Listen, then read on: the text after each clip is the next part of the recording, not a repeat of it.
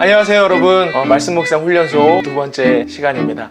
오늘부터 말씀 묵상의 실제 실습으로 들어가게 됩니다. 여러분들 준비되셨습니까? 준비물들 잘 챙기셨죠? 성경책, 그리고 여러분들 메모할 수 있도록 정리된 그 본문, 또 여분의 노트나 메모지도 있으면 좋을 것 같아요. 그리고 형광펜, 볼펜 이런 것들 여러분들 준비가 되셨으면 함께 들어가 보도록 하겠습니다. 함께 우리 기도하고 함께 말씀 보도록 하겠습니다. 하나님, 오늘도 우리에게 생명 주시고 또 하나님 말씀 앞에 서게 하시니 감사합니다. 오늘도 이 말씀을 통해 하나님의 뜻을 온전히 알기를 원합니다. 깨달음 있게 하시고 하나님 말씀 붙들고 변화되는 놀라운 은혜가 있게 하여 주시옵소서. 감사드리며 이 모든 말씀 예수 그리스도의 이름으로 기도하옵나이다. 아멘. 본문을 한번 같이 보도록 하겠습니다. 오늘 본문은 창세기 44장 1절부터 17절이죠. 같이 볼 텐데, 여러분들 형광펜이 준비되어 있으시면 형광펜을 좀 여러 가지 색깔을 사용하시면서 또 색연필 사용하셔도 괜찮고요. 표시하면서 했으면 좋겠어요. 표시하는 원칙이 있지는 않아요. 원칙이 있지는 않은데 저는 이렇게 합니다. 한눈에 본문이 들여다 보일 수 있도록 하기 위해서 그 문장 성분별로 좀 표시를 하는 편이에요. 저 같은 경우에는 주어에 해당하는 본문이 나면 항상 노란색으로 표시를 합니다. 여기 보면 이제 요셉이 이렇게 시작하죠. 요셉이 그의 집 청지기에게 명하여 이르되, 저는 사람이 이렇게 행동한 것은 초록색으로 색칠을 하거든요. 이게 저만의 규칙이에요. 여러분들 나름의 규칙을 만들면 됩니다. 요셉이 그의 집 청지기에게 명하여 이르되, 이제 말하는 내용이죠. 저는 말은 파란색으로 보통 표시를 하거든요. 양식을 각자의 자리에 운반할 수 있을 만큼 채우고 각자의 돈을 그 자루에 넣고 또 내 잔 곧 은잔을 그 청년의 자루 아귀에 넣고 그 양식값 돈도 함께 넣으라 하매. 양식을 각자의 자루에 운반할 수 있을 만큼 채우고 각자의 돈을 그 자루에 놓고, 원래 가져왔던 돈을 도로 자루에다 넣으라고 지금 시키고 있어요. 그리고 또 내 잔 곧 은잔을 그 청년의 자루에다 넣으라, 지금 그렇게 얘기를 하고 있어요. 여러분, 여기서 지금 그 청년은 누구죠? 우리가 좀 보면서 가면 좋겠는데, 베냐민이죠. 베냐민의 자루 아귀에 넣어라 그랬어요. 그가 요셉의, 여기서 그는 청지기겠네요. 요셉의 청지기. 그가 요셉의 명대로 하고, 아침이 밝을 때, 저는 어떤 시간이나 장면이 바뀌는 부분에 있어서 박스를 치기도 하고 그래요. 이게 뭐 중요할 때도 있고 그렇지 않을 때도 있는데, 경우에 따라서 여러분들 아주 이것들이 중요하게 받아들여질 때가 있어요. 본문에 따라서. 여러분들이 이런 것들을 잘 표시를 하면 좋겠어요. 아침이 밝을 때에 사람들과 그의 나귀들을 보내니, 이건 행동이죠. 초록색으로 할게요. 사람들과 그들의 나귀를 보내니라. 그들이, 또 주어가 나왔어요. 그들이 성읍에서 나가 멀리 가기 전에, 여기서 그들은 누구예요? 형제들이겠죠? 형제들. 성읍에서 나가 멀리 가기 전에 요셉이 청지기에게 이르되, 이번에 또 이제 주어가 나왔습니다. 노란색으로 할게요. 요셉이 청지기에게 이르되, 말한 내용이니까 파란색으로 갑니다. 일어나 그 사람들의 뒤를 따라가서 그들에게 이르기를, 너희가 어찌하여 선을 악으로 갚느냐? 이것은 내 주인이 가지고 마시며 늘 점치는 데 쓰는 것이 아니냐? 너희가 이같이 하니 악하도다 하라. 좀 재밌는 내용이네요. 원래 위에는 요셉이 이렇게 하라고 시켰잖아요. 그죠? 요셉 명령. 본인이 넣으라고 해놓고는 여긴 다시 또 추궁을 하고 있어요. 본인들이 한 걸 가지고. 뭔가 의도성이 있는 거죠. 지금 여기 여러분 소제목이 나와 있어요. 성경 본문 자체에는 소제목이 있는 것도 있고 없는 것도 있을 텐데, 우리 묵상집에는 이렇게 소제목이 나와 있습니다. 여러분들이 이 소제목들을 좀 참조하시면 좋을 것 같아요. 은잔을 숨긴 요셉. 누가 숨겼어요? 요셉이 숨겼네요. 뭔가 의도적인 거예요. 요셉의 의도적인 행동. 이 행동이 나중에 어떻게 표현해야 될지 좀 고민을 해봐야겠지만 행동을 했습니다. 두 번째 단락을 한번 볼게요. 이게 여러분 성경 본문에는 6절부터 두 번째 단락이라고 표시가 안 돼 있을 거예요. 그런데 오늘 본문은 이 묵상집에는 두 번째 단락으로 표시가 되어 있어서 참 고마운데, 여러분들이 지금처럼 이렇게 주어와 행동한 것과 대사 말한 내용을 색깔을 다르게 표시하는 이유는 뭐냐면, 단락 구분이 쉽도록 하기 위해서 여러분이 그렇게 하는 거예요. 나중에 이런 것들을 하다 보면 본문이 구조가 보이고, 내용 구분을 어떻게 하면 되겠구나, 그런 것들을 명확히 알 수 있기 때문에 그 연습 차원에서 하는 겁니다. 두 번째 본문 보겠습니다. 청지기가 행동이에요. 그들에게 따라가서 그대로 말하니, 그들이 형제들이겠죠. 이거는 그들이 그에게 대답하되, 그에게 대답하되 청지기에게 대답하되. 이제 말한 내용이니까 또 다른 색으로 표시합니다. 내 주여 어찌 이렇게 말씀하시나이까 당신의 종들이 이런 일은 결단코 아니하나이다. 우리 자루에 있던 돈도 우리가 가나안 땅에서부터 당신에게로 가져왔거늘 우리가 어찌 당신의 주인의 집에서 은금을 도둑질하리이까. 억울하니까 지금 항변을 하겠죠. 뭐 자연스럽게 받아들여질 수 있는 그런 내용입니다. 당신의 종들 중 누구에게서 발견되든지 그는 죽을 것이요. 여기서부터는 좀 세게 얘기하네요. 많이 억울했나봐요. 죽을 것이요. 우리 정말 억울합니다. 정말 우리가 가져갔다면 우리 죽이십시오. 지금 그렇게 얘기를 하는 거예요. 우리는 내 주의 종들이 되리이다. 가져간 사람은 죽고 나머지는 다 같이 벌을 받겠다. 종이 되는 벌을 받겠다. 그렇게 얘기를 하고 있습니다. 그가 이르되, 이 그는 요셉의 종이겠죠. 청직이 이르되, 자 그러면 대사니까 그러면 너희의 말과 같이 하리라. 그것이 누구에게서든지 발견되면 그는 내게 종이 될 것이요 너희가 죄는 없으리라. 종은 좀 약화돼서 얘기를 하네요. 원래는 죽이고 나머지는 종이 되겠습니다 이렇게 얘기를 했는데 그건 아니고 발견된 사람은 종이 되고 또 나머지는 발견되지 않은 사람들은 죄가 없겠다. 청지기가 이렇게 얘기를 하고 있습니다. 자, 그들이 각각 급히 자루를 땅에 내려놓고 자루를 각기 푸니 그가 청지기겠네요. 검사를 해야 되니까 나이 많은 자에게서부터 시작하여 나이 적은 자에게까지 조사하매. 드라마틱합니다. 베냐민이 막내잖아요. 근데 막내의 자루에서 우리가 이게 잔이 나오는 걸 알고 있는데 제일 첫째인 그 형의 자루부터 루벤이었겠죠? 루벤의 자루부터 하나하나 뒤져나가는 거예요. 얼마나 조마조마했겠어요 형제들이. 그 잔이 베냐민의 자루에서 발견된지라. 이게 좀 포인트인 것 같은데 이건 행동이 아니죠. 어떤 설명하는 글이니까 또 다른 색으로 표시를 할게요. 저는 주황색으로 해보겠습니다. 그 잔이 베냐민의 자루에서 발견된지라. 뭔가 약간 극적인 장면이 됐어요. 그랬더니 난리가 나겠죠. 그들이 옷을 찢고 각기 짐을 나귀에 싣고 성으로 돌아가니라. 옷을 찢었어요. 얼마나 억울하고 원통하고 분하고, 혹은 우리가 이런 죄를 졌구나, 이 죄값을 치러야 되겠구나, 절망하는 장면이에요. 그리고는 포기하고 각기 짐을 나귀에 싣고 성으로 돌아갑니다. 또 이렇게 단락이 끝났네요. 그 다음 단락 볼게요. 이제 성으로 돌아왔습니다. 유다와 그의 형제들이 요셉의 집에 이르니 요셉이 아직 그곳에 있는지라. 요셉이 아직 그곳에 있어요. 마치 돌아올 것을 알고 있었던 것처럼. 왜죠? 요셉이 꾸민 일이니까. 요셉이 의도성을 가지고 꾸민 일이니까 기다리고 있는 거예요. 그래서 그의 앞에 형제들이 엎드렸습니다. 이 죄를 졌으니까 죄인의 모습으로 섰겠죠. 요셉이 그들에게 이르되 너희가 어찌하여 이런 일을 행하였느냐? 나 같은 사람이 점을 잘 치는 줄을 너희는 알지 못하였느냐? 나 같은 사람? 나 같은 사람이 어떤 사람일까요? 점을 잘 치는 사람이래요. 점을 잘 치는 사람.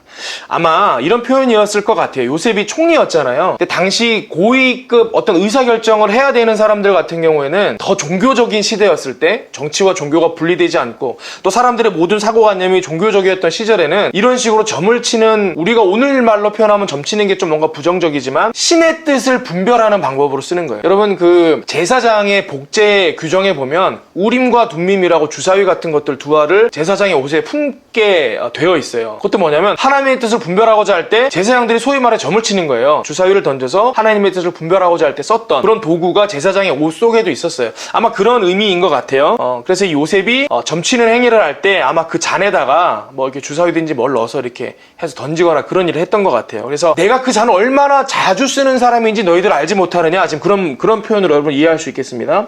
유다가 말하되, 여러분 극적입니다.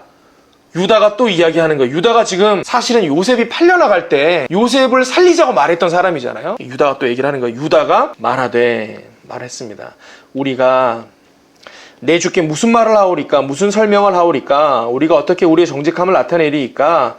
하나님이 종들의 죄악을 찾아내셨으니 우리와 이 잔이 발견된 자가 다 내 주의 노예가 되겠나이다. 책임을 다 지겠다고 지금 얘기를 하는 거예요. 우리와 베냐민 잔에서 나왔는데 우리가 다 지겠다는 거예요. 우리와 이 잔이 발견된 자, 이건 베냐민이겠죠. 다 내 주의 노예가 되겠나이다. 이 책임을 같이 지겠습니다. 이렇게 얘기를 하는 거예요. 요셉이 이르되 내가 결코 그리하지 아니하리라. 그거 너무 좀 과한 것 같다, 이런 얘기인 것 같아요. 잔이 그 손에서 발견된 자만 내 종이 되고 너희는 평안히 너희 아버지께로 돌아 올라갈 것이니라. 베냐민이면 된다, 이렇게 지금 요셉이 말하고 있습니다. 오늘 본문이 지금 이렇게 끝이 나고 있어요. 그러면 이 본문이 어떻게 요약하고 정리될 수 있는지 우리 한번 같이 해보도록 하겠습니다. 자, 이제 우리 본문 함께 읽어봤으니까요. 이것을 한번 요약해서 본문의 구조를 좀 살펴보고 정확하게 이 본문이 어떤 의미를 가지고 있는지 정리를 한번 해보도록 하겠습니다. 저는 보통 이렇게 이제 컴퓨터를 활용을 해서 아이패드를 활용을 해서 메모를 하는데, 여러분들 메모 노트를 사용해도 괜찮고, 또 저처럼 이렇게 컴퓨터나 태블릿 PC들을 사용해도 괜찮습니다. 보통은 저는 이렇게 본문을 적고, 그날 본문을 적고 옆에다가 제목을 적어요. 근데 제목을 아직 미리 적기가 그런 게, 이 본문 구조 정리를 확실하게 안 했잖아요. 그러니까 정리를 해보고 정확히 이 본문이 무슨 의미를 하는지, 무슨 의미를 가지고 있는지를 확인한 후에 제목을 달도록 하겠습니다. 한번 정리를 해볼게요. 지금 보시면 여러분들 같이 이 본문을 봐야 되니까, 이게 지금 내용이 보통 다른 본문들 같은 경우에는 이렇게 명확하게 안 나눠지는 경우들이 많아요. 근데 오늘 본문을 보니까 세 덩어리로 나뉘네요. 이미 나누어 놓았어요, 이 묵상집을 제작하신 분들이, 감사하게. 그래서 1절부터 5절까지가 한 단락이 되겠죠. 첫 번째 단락. 두 번째 단락은 6절부터 몇 절이죠? 13절. 그 다음에 세 번째 단락은 14절부터 우리 오늘 본문의 마지막 절인 17절까지가 되겠습니다. 그러면 이 각 내용을 한번 정리를 해볼게요. 1절부터 5절까지 내용이 한마디로 정리하기 전에 먼저 하나씩 보겠습니다. 1절 한번 정리를 해보면, 1절과 2절을 한 덩어리로 볼 수가 있겠어요? 이 지금 요셉이 얘기하고 있는 장면이니까 1절과 2절 한 덩어리로 보고, 이 문장을 한번 요약해보면 어떻게 될까요? 요셉이 청지기에게 그들의 자루에 곡식과 가져온 돈을 넣고, 그 청년, 지금 제가 이 청지기라 그러고 뭐 그들이라 그러고 청년이라고 그렇게 얘기를 하는데, 우리는 이게 베냐민인지 알아요. 근데 본문에는 그냥 그 청년으로 돼 있잖아요. 그래서 제가 그대로 지금 쓰는 겁니다. 그 청년의 자루에는 은잔을 넣으라고 시켰다. 이렇게 1, 2절을 정리할 수 있겠네요. 그 다음 또 어떻게 한 덩어리가 될 수 있을까요? 시킨 거를 명령대로 하고 나서 아침이 밝을 때 사람들과 그들이 나귀를 보내니라. 시점이 바뀌었으니까 3절이 될 텐데, 4절은 다시 그 형제들의 시점으로 돌아가니까 이 설명이네요. 3절이. 3절만 따로 들을 수 있겠네요. 어떻게 정리하면 될까요? 다음날 아침 그들, 형제들이겠죠? 형제들을 일부러 놓아 보내주었다. 이렇게 정리할 수 있겠죠? 자, 그 다음 어떻게 또 요약할 수 있을까요? 4절. 이제 남은 게 4절, 5절이니까 한 덩어리가 되겠죠? 왜냐, 지금 4절, 5절이 똑같이 파란색이네요. 똑같이 파란색이에요. 한 덩어리니까 4절, 5절인데 무슨 얘기예요? 청지기에게 이르되, 요셉이 지금 청지기한테 대사를 주는 거예요. 그죠? 어떻게 돼 있습니까? 뭐라고, 어떻게 요약할 수 있을까? 요셉이 청지기에게 그들을 찾아가 죄를 물으라고 시킨 거죠. 시켰다. 이렇게 정리할 수 있겠네요. 그러면 이 1절부터 5절까지는 내용을 어떻게 정리할 수 있을까요? 요셉이 의도적으로 지금 뭔가를 준비하고 있는 내용이잖아요. 청지기에게 시켜서 뭔가를 꾸미고 있는 내용이에요. 저는 이것을 형제들을 속였다? 이렇게 보기는 그렇고, 형제들에게 뭔가를 확인하고자 하는 작업같이 느껴져요. 여러분도 그런가요? 시험이라는 단어를 쓰겠습니다. 요셉이 그들을 상대로 시험을 준비하다. 이게 1절부터 5절까지 내용을 정리하면 그렇게 되는 것 같아요. 자, 그다음 두 번째 단락 한번 보겠습니다. 6절부터 13절인데 6절부터 13절을 요약하기 전에 한번 볼게요. 어떻게 끊을 수 있는지. 청지기가 그들에게 따라가 가서 그대로 말하니 그들이 그에게 대답하되. 6절은 청지기가 가서 말했다는 거고, 7절, 8절, 9절까지가 또 한 덩어리겠네요. 한 말이니까. 자, 6절. 청지기가 요셉이 시킨 대로 그 사람들에게 전했다. 이렇게 정리할 수 있겠죠. 그 다음 7절부터 9절까지가 보니까 다 파란색이에요. 우리가 아까 색깔 칠해놓은 거에 지금 한 대사잖아요. 같은 내용일 텐데, 이게 지금 무슨 말이냐. 내 주여 어찌 이렇게 말씀하시나이까? 당신의 종들이 이런 일은 결단코 아니하나이다. 우리 자루에 있던 돈도 우리가 가나안 땅에서부터 당신에게로 가져갔거늘 우리가 어찌 당신의 주인의 집에서 은금을 도둑질하리까? 지금 이제 우리 그런 적 없습니다. 어떻게 하겠습니까? 그런 얘기를 하고 있는 거네요. 그럼 이걸 정리하면 어떻게 될까요? 그 사람들이, 형제들인데 여긴 성경에 그 사람들로 되어 있으니까요. 그 사람들이 청지기에게 자신들의 결백을 호소하고, 만약 결백하지 않을 시 모두가 벌을 받겠다. 이게 벌이 뭐예요? 뭐 죽거나 혹은 종이 되겠다. 뭐 이런 내용이죠. 벌을 받겠다고 호소했다. 뭐 이렇게 정리할 수 있을 것 같아요. 그 다음에 그가 이르되 10절 그가 이르되 그러면 너희 말과 같이 10절이 한 사람의 대사니까 또 하나로 묶을 수 있겠네요. 10절 청지기가 형제들의 호소를 받아들였어요.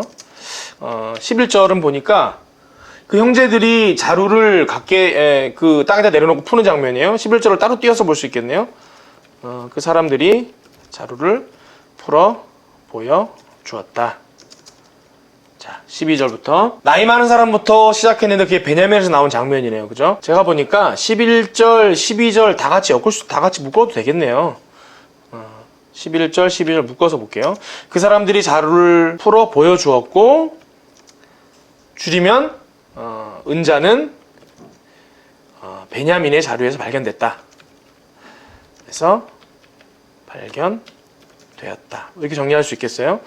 그 다음에 마지막 절이니까 13절 그들이 옷을 찢고 각기 짐을 나게 싣고 성으로 돌아가니라. 그 사람들은 옷을 찢었어요. 이걸 뭐 어떻게든 볼 수 있겠는데 제가 볼 때는 이때는 억울한 감정이 더 컸을 것 같아요. 억울함을 표현했지만 결국에는 요셉의 성으로 돌아갔다. 이렇게 정리할 수 있겠네요. 그러면 6절부터 13절까지 이 내용은 지금 우리가 어떻게 이해할 수 있겠습니까? 한 줄 요약을 하면 요셉이 숨겨둔 은잔이 베냐민의 자루에서 발견되다. 이렇게 할 수 있겠죠? 지금 요셉의 의도대로 지금 되고 있는 것 같아요. 14절부터 17절까지 한번 볼게요. 어떻게 내용을 정리할 수 있을까? 자, 14절은 보니까 유다와 그 형제들이 요셉 앞에 가서 엎드리는 거네요. 그리고 15절부터 요셉의 이야기니까 14절은 따로 끊을게요. 14절 형제들이 요셉의 집에 이르렀고 그 다음 장면이 의미심장하잖아요. 요셉이 아직 그곳에 있었죠. 기다리고 있었던 거죠. 그리고 형제들은 요셉 앞에 엎드렸다. 이 함축적인 표현 안에 지금 이 모든 정서가 다 들어있어요. 도착했는데 요셉이 기다리고 있었고 형제들은 그 앞에 지금 엎드렸습니다. 자, 이제 15절이에요. 15절 무슨 말인지 한번 볼게요. 요셉이 그들에게 이르되 너희가 어찌하여 이런 일을 행하였느냐? 나 같은 사람이 점을 잘 치는 줄을 너희는 알지 못하였느냐? 이게 지금 요셉이 점을 잘 치는 사람이다 이런 표현을 하고 있어요. 이게 좀 여러 가지 해석을 달리할 수 있을 것 같은 느낌이 들죠. 다른 본문에서 뭐라고 하고 있는지 한번 살펴보도록 할게요. 창세기 44장 15절이죠. 창세기 44장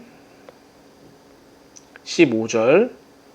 우리 지금 개역 개정인데 여기는 요셉이 그들에게 이르되 너희가 어찌하여 이런 일을 행하였느냐? 나 같은 사람이 점을 잘 치는 줄을 너희는 알지 못하였느냐? 그렇게 얘기를 했습니다. 다른 부분은 뭐라고 되는지 볼까요? 한번 공동 번역 보겠습니다. 이거 그 카톨릭하고 개신교하고 함께 같이 번역했던 성경이에요. 15절. 요셉은 말하기를 이따위 짓을 하다니 나 같은 사람이 점도 못 칠 줄 알았느냐 하고 호통을 쳤습니다. 요셉이 점을 쳐서 맞췄다 지금 그렇게 얘기를 하고 있다라고 이 공동 번역은 번역을 했네요. 쉬운 번역 한번 볼까요? 저는 이 쉬운 성경을 좋아하는데 이지 바이블을 좋아하는데요. 15절. 요셉이 그들에게 말했습니다. 어찌하여 이런 일을 저질렀느냐? 나 같은 사람이면 이런 일쯤 점을 쳐서 다 알아낼 수 있다는 것을 몰랐느냐? 또 같은 번역을 했어요. 그러니까 요셉이 점을 치는 사람이기 때문에 너희들 점괘로 쉽게 찾아낼 수 있을 거라고 생각지 못했느냐? 지금 그런 식으로 얘기를 하고 있네요. 우리 세 번역을 한번 볼게요. 세 번역 15절. 요셉이 호통을 쳤다. 당신들이 어찌하여 이런 일을 저질렀어? 나 같은 사람이 점을 쳐서 물건을 찾는 줄은 당신들은 몰랐어? 이렇게 얘기를 합니다. 이게 무슨 얘기예요? 요셉이 점괘를 점을 쳐서 너희들 알았다 이렇게 얘기를 하는 건데 이게 너무 그럴듯하게 들리는 거예요. 왜냐하면 아까 제가 설명했다시피 고위 관료, 특별히 의사결정을 해야 되는 사람들은 이 종교와 정치가 막 분리되지 않고 그랬던 시기에는 흔하게 점을 치는 일들이 있었다라는 거예요. 신의 뜻을 알기 위해서. 요셉이 총리였기 때문에 그의 어떤 국정 일과 중에 뭐 점을 흔하게 쳤겠죠. 그리고 소위 말해서 신의 뜻을 잘 분별했으니까 총리까지 갔을 것 아니에요. 심지어 그런 의미로 얘기를 한 것 같아요. 형제들이 요셉이 그런 식으로 얘기를 했을 때도 거짓말하지 마. 무슨 점을 쳐서 나를 잡아내. 음모로 꾸며놓고 할 말이 없으니까 그렇게 얘기하는 거지 라고 말한 것이 아니고 자연스럽게 받아들였다라는 거예요. 아이고 그래 오직 이게 점으로 쳐서 모든 뜻을 찾아내는 분인데 이거 어떻게 우리를 못 발견할 수 있겠어. 우리가 걸렸네. 이렇게까지 생각했다라는 거예요. 이게 지금 그렇게 이해하는 것이 어떻게 보면 자연스러운 이해일 수도 있겠다 생각이 듭니다. 여러분 절대 오해하지 마세요. 이게 오늘날 점쟁이를 찾아가서 무속신앙에 의지해서 점을 보는 것과는 좀 다른 개념입니다. 이 고대 사회였고 제가 아까 얘기했다시피 제사장들도 하나님의 뜻을 분별할 때 이 제비를 뽑잖아요. 왜 그런 장면이 성경 곳곳에 나오잖아요. 하나님의 뜻을 분별하고자 할 때 제비 뽑는 것과 같은 그게 이제 일종의 점을 치는 행위인 거예요. 지금 그런 표현입니다. 자, 그럼 15절을 정리하면 어떻게 될까요? 15절, 요셉이 이제 얘기를 하는 거예요. 어찌 이런 일을 하였느냐? 내가 모를 거라 생각했느냐? 뭐 점을 쳐서 못 찾아낼 줄 알았는 이런 표현이니까 이 정도로 정리하면 될 것 같아요. 16절, 유다가 이제 대답을 합니다.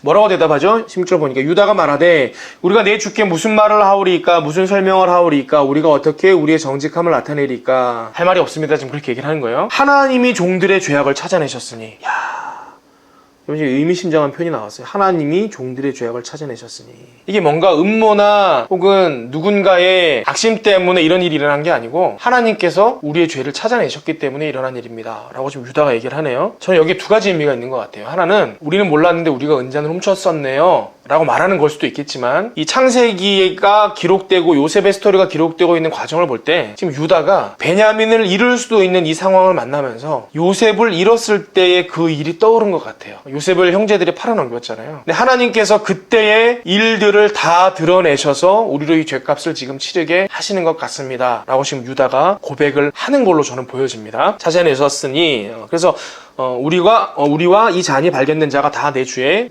노예가 되겠나이다. 그럼 어떻게 말하면 될까요? 유다가 말하기를 변명할 여지가 없네요. 우리의 결백을 증명할 방법이 없습니다. 하나님의 이거 별표를 좀 해볼게요. 자, 하나님께서 종들의 죄악을 찾아내셨으니 우리가 그 죄값을 받겠습니다. 이렇게 정리할 수 있을 것 같아요. 자, 그 다음에 마지막 절이네요. 이제 17절은 무슨 내용이에요? 요셉이 이르되 내가 결코 그리하지 아니하리라. 잔이 그 손에서 발견된 자만 내 종이 되고 너희는 평안히 너희 아버지께로 도로 올라갈 것이라. 요셉의 대사니까 어떻게 요약이 가능할까요? 너희 모두가 죄값을 치를 필요는 없다. 그 잔이 발견된 베냐민만 내 종이 되고 너희는 돌아가라. 여기까지 정리하면 14절부터 17절은 어떻게 요약할 수 있을까요? 한 줄 요약하면 죄를 인정하고 성으로 돌아온 형제들에게 요셉이 베냐민을 볼모로 잡아두려고 하다. 뭐 이렇게 정리할 수 있겠네요.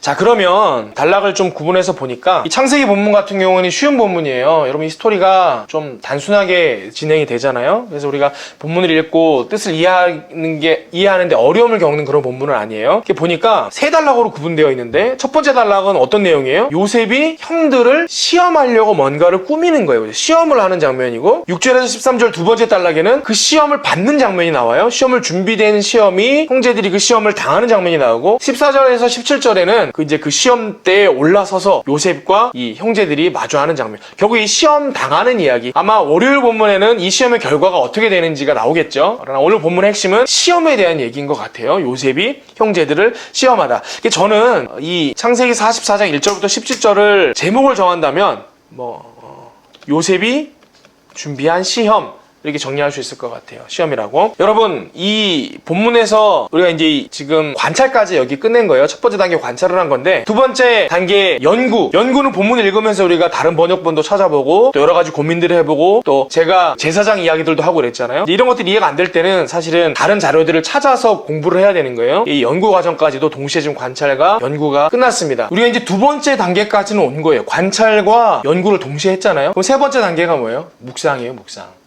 묵상의 핵심은 뭐냐면 오늘 본문이 말씀하시는 바가 무엇인가를 찾는 거예요. 이 본문이 도대체 무슨 말씀을 하고 있는 것일까? 이 본문을 읽고 있는 사람들에게 어떤 메시지를 주려고 하는 것일까? 여러분, 이 의미를 찾고자 할 때 여러분들이 두 가지 큰 카테고리를 가지고 정리를 하면 좋을 것 같아요. 저는 언제나 본문을 이해하려고 할 때 왜라는 접근을 하거든요. 첫 번째는 본문 안에서의 왜를 찾는 거예요. 이 본문에서 사실 가장 핵심이 되는 키포인트, 키워드가 뭐예요? 시험이에요, 시험. 요셉이 지금 형제들을 시험한 거잖아요. 이게 일단은 첫 번째 왜예요. 요셉이 왜 형제들을 시험하려고 했을까요? 저는 그게 첫 번째 묵상의 포인트인 것 같아요. 왜 요셉이 형제들을 시험하려고 했을까? 첫 번째는 그건 것 같아요. 이 형제들이 변했을까? 그걸 확인하고 싶었던 것 같아요. 이 유다가 그런 고백을 하잖아요. 하나님께서 우리의 죄악을 드러내셔서 우리가 지금 이렇게 벌을 받게 된 것 같습니다. 이 유다가 이전에 요셉을 팔아넘겼을 때 그 사건을 기억했던 것처럼 요셉도 그 일들을 기억했을 것 같아요. 기억하고 형제들이 과연 그때로부터 얼마나 변화됐을까? 변화되지 않았을까? 여러분, 하나님께서 우리를 시험하실 때도 그렇게 확인하시는 거예요. 그죠? 여러분, 시험의 목적은 확인하는 거예요. 확인하는 거. 여러분, 요셉이 형제들을 시험했을 때에 그 숨겨진 또 이 메시지가 있죠. 여러분, 시험의 목적이 있잖아요. 시험의 목적은 뭐예요? 하나님께서 우리를 시험하시는 목적. 요셉이 형제들을 시험하는 목적. 여러분, 일단 기회를 주기 위함이에요. 여러분 보세요. 사실 요셉은 높은 위치에 있는 사람이잖아요, 현재. 형제들은 요셉 앞에 머리를 조아리고 또 도움을 얻어야 되는 상황이에요. 근데 요셉이 그들을 첩자들로 여기고 감옥에 넣는다든지 죽인다든지 사실 그래도 될 수 있는 상황이었어요. 그럼에도 불구하고 요셉은 형제들에게 회복할 수 있는 기회를 주었어요. 그리고 보세요. 만에 하나 그 기회를 주었는데 통과하지 못했다라고 생각을 해보세요. 여러분, 우리는 그렇게 생각할 수 있어요. 시험을 받으면 통과하면 좋은 것이만 실패하면 심판을 받는다, 그렇게 생각하는데 그렇지 않아요. 여러분, 원래 이 형제들의 운명은 뭐였어요? 굶어 죽을 운명이에요. 원래 운명이. 근데 시험을 줬을 때는 시험을 통과하면 굶어 죽지 않는 기회가 오지만 시험을 통과하지 못했어요. 그럼 벌을 받아서 굶어 죽는 건가요? 그렇지 않고 벌 받을 운명 그대로 있는 거예요. 여러분, 하나님께서 우리를 시험하실 때도 마찬가지예요. 때때로 우리가 고집을 피울 때도 있어요. 악랄하게 우리가 가고 싶은 대로 가려고 할 때도 있어요. 그럴 때 하나님께서 우리를 확인하시려고 시험하실 수 있다는 거예요. 너 나를 향한 마음 그대로니? 나 정말 그대로 사랑하니? 나에게 고백했던 대로 그 믿음의 고백 그대로니? 확인하려고 하실 때가 있다는 거예요. 그건 뭐예요? 기회를 주시는 거예요. 우리가 그 기회를 취하고 시험을 이긴다면 하나님께로 더 가까이 나아가고 하나님께서 주시는 구원의 은혜를 누릴 수 있는 거고, 그렇지 않으면 어떻게 되는 거예요? 그냥 완악한 대로 내버려 두시는 거예요. 우리가 망하는 길로 가는 그대로 그냥 그 길대로 우리의 운명대로 가버리는 거예요. 여러분, 그렇다는 것을 우리가 이 첫 번째 묵상을 통해서 알 수 있게 되는 거죠. 요셉이 왜 형제들을 시험했을까? 그런 의도에서 우리가 발견할 수 있는 첫 번째 메시지입니다. 그러면 두 번째 왜가 있어요. 본문 안에서는 요셉이 왜 이런 시험을 했을까가 첫 번째 질문이라면, 두 번째 질문은 뭐냐면 본문을 큰 범위로 보고 큰 그림으로 이해할 때의 왜예요. 이 두 번째 왜가 중요한데, 언제나 여러분들이 성경 본문을 볼 때 누가 이 성경 본문을 기록했는지를 중요하게 생각해야 된다.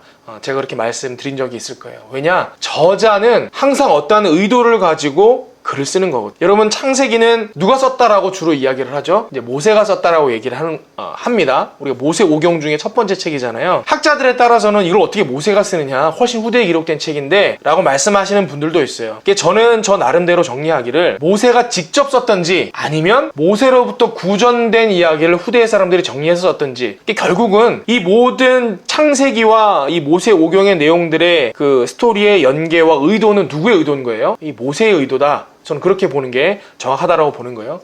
그럼 모세가 이 창세기를 기록을 했는데 1차적으로는 누구 읽으라고 쓴 책이냐? 출애굽한 이스라엘 백성들이 가나안까지 들어가는 그 40년 광야의 여정길, 그동안 모세가 함께 했잖아요. 모세가 광야에서 고난당하던 이스라엘 백성들에게 주는 메시지 중에 하나라는 거예요. 여러분, 그러면 모세는 이 요셉의 시험의 스토리를 왜 광야길에 있는 이스라엘 백성들에게 들려주고 싶었을까요? 저는 그렇게 생각이 드는 거예요. 광야에 있는 백성들에게, 출애굽한 이스라엘 백성들에게 첫 번째는 너희가 왜 애굽에서 종이 되었는지 그 근원을 설명해주고 싶었나 보다, 그런 생각이 좀 들어요. 왜냐, 4대가 지나고 나서 그냥 노예 상태에 있었던 이스라엘 백성들은 자기들이 왜 애굽에 왔는지를 모르는 거예요. 왜냐면 애굽 왕들도 요셉을 모르는 애굽 왕들이 그들을 종살이 시켰다, 이런 표현이 나오잖아요. 출애굽기에도 보면 이스라엘 백성들도 본인들이 왜 애굽에서 살게 되었는지를 잘 몰랐을 수도 있겠다, 그런 생각이 들어요. 사실은 이 요셉의 스토리는 이스라엘 백성이 왜 애굽으로 가게 되었는지에 대한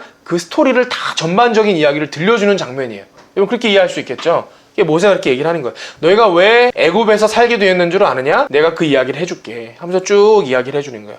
첫 번째는 그런 의도가 있었겠죠. 두 번째는 그래도 궁금해서 이 궁금함이 해결되지 않는 부분이 있어요. 두 번째는 뭐냐면 이스라엘 백성이 애굽에 들어간 것을 설명하는데 굳이 요셉이 형제들을 시험한 이야기를 넣어야만 했을까? 여러분, 시간이 없고 그러면 짧게 얘기할 수 있잖아요. 가나안 땅에 가뭄이 들어서 먹을 게 없게 돼서 그들이 애굽으로 곡식을 찾으러 가게 됐다. 근데 마침 먼저 가 있던 요셉이 애굽의 총리가 돼 있어서 그들이 요셉의 도움을 받아 가뭄을 면할 수 있게 됐고 구원받을 수 있게 되었다. 여러분, 이렇게 아름다운 스토리로 끝날 수도 있잖아요. 그냥 그렇게만 간단하게 말을 정리할 수도 있는데 굳이 그 사이에 이 디테일을 넣어뒀다라는 거예요. 여러분, 의도가 있겠죠. 저는 그렇게 생각이 돼요. 이거는 뭔가 의도가 있겠다. 여러분, 그렇게 접근할 필요가 있습니다. 그럼 왜 요셉의 이야기가 들어있을까? 저는 그런 생각도 들어요. 여러분, 우리가 요셉을 예수님의 예표 중에 하나로 보거든요. 이스라엘 백성이 사실은 누구 때문에 지금 구원을 받았죠? 요셉 때문에 구원을 받은 거예요. 가나안 땅에서 큰 가뭄을 만나서 다 죽게 생겼는데 요셉이 총리였기 때문에 요셉에 의해서 건짐을 받아서 이들이 이스라엘 백성의 대를 이어갈 수 있게 됐고 애굽에서 가뭄을 면할 수 있게 됐어요. 요셉이 이스라엘 백성의 구원자로 등장하는 거예요. 첫 번째 메시지는 그건 것 같아요. 요셉이 시험을 주는 사람이고 형제들이 시험을 받는 백성들이라 그러면 예수님을 예표하듯이 광야에서 시험받는 이스라엘 백성들에게 모세가 그런 말을 하고 싶겠죠. 하나님이 너희들을 확인하고 싶어 하실 때가 있다. 너희들을 시험하실 때가 있다. 너희들이 이전에 죄악에 있는 상태 그대로 있는지 아니면 나에게로 돌아올 준비가 되어 있는지 그 상태를 하나님께서 확인하실 때가 있다. 하나님은 시험하시는 분이다 라는 첫 번째 메시지를 주고 싶으실 수도 있겠다, 그런 생각이 들어요.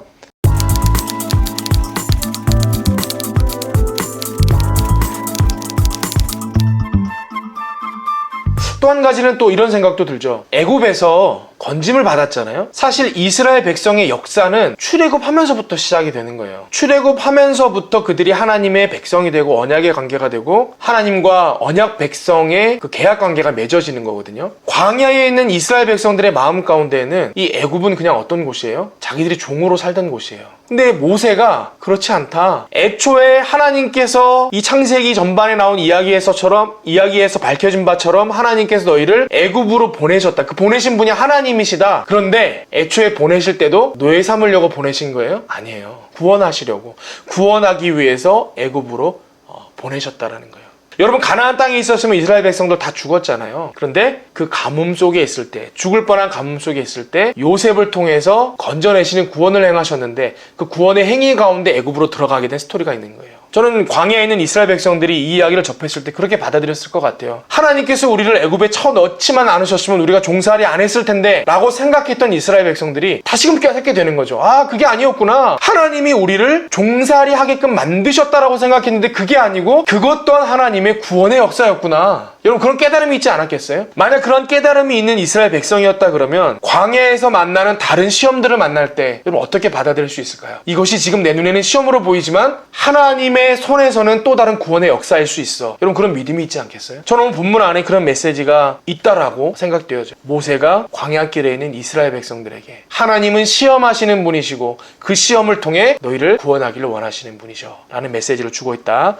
저는 그렇게 생각합니다.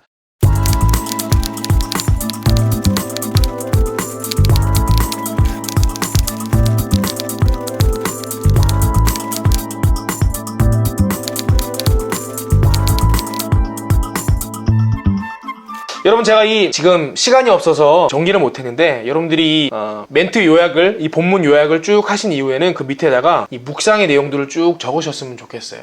제가 묵상에 여러 가지 기준이 있다 그랬잖아요. 하, 감기, 실회, 화학이 있어요. 하나님, 이 본문을 통해서 하나님 어떤 분이신 줄 내가 깨닫게 됐다. 오늘 본문을 적용하는 그렇게 적용할 수 있겠죠. 하나님께서는 시험도 하시는 분이시군요. 나는 시험은 마귀만 주는 줄 알았는데 우리 하나님도 나를 시험하시는 분이시군요. 그리고 시험으로 보이는 그 일일지라도 나를 구원하시려고 하는 의도가 숨겨져 있는 그런 것이었군요. 여러분 깨달을 수 있다는 거죠. 하나님에 대한 것을 깨달을 수 있어요. 감사, 여러분 감사로 적용하는 분들도 있을 수 있다라고 생각을 합니다. 어떤 분들은 지금 이 본문을 읽고 묵상하는 가운데 시험 중에 있는 분들이 있을지도 모르겠어요. 그럼 그런 분들은 어떻게 적용이 되는 거예요? 하나님, 저는 이게 시험인 줄만 알고 고난인 줄만 알고 하나님 원망했었습니다. 근데 저를 건져내시려고 저를 애굽으로 보내고 계신 길이었군요. 하나님의 그 놀라운 은혜 감사합니다. 여러분 그렇게 또 적용할 수 있겠죠.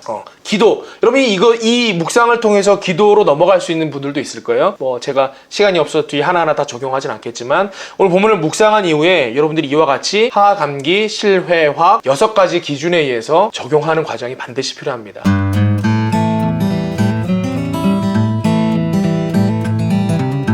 이 과정을 가지고 적용을 마치셨으면 그 내용을 붙들고 이제 기도하는 거예요. 기도해서 오늘 묵상이 마무리가 되고 여러분 삶이 말씀에 이끌림 받아요. 또 여러분 삶에 변화가 일어난다면 여러분들이 좋은 묵상 과정을 하게 된 거예요. 오늘 두 번째 시간 우리 주일 본문 9월 13일 주일 본문을 가지고 해서 함께 나누었는데요. 제가 기도하고 마무리하도록 하겠습니다. 하나님 감사합니다. 요셉이 형제들을 시험하였던 내용을 가지고 함께 묵상했습니다. 하나님도 우리를 시험하시고 또 그 모든 시험의 과정들은 우리를 구원하시고 건지시기 위한 과정임을 오늘 본문을 통해 또 깨닫게 되었습니다. 우리 삶 가운데 시험을 만나고 어려움을 만날 때에도 하나님의 인도하시고 구원하시는 큰 손길을 깨달아 알 수 있게 하여 주시옵소서. 감사드리며 이 모든 말씀 예수님의 이름으로 기도하옵나이다. 아멘. 다음 시간에 만나요.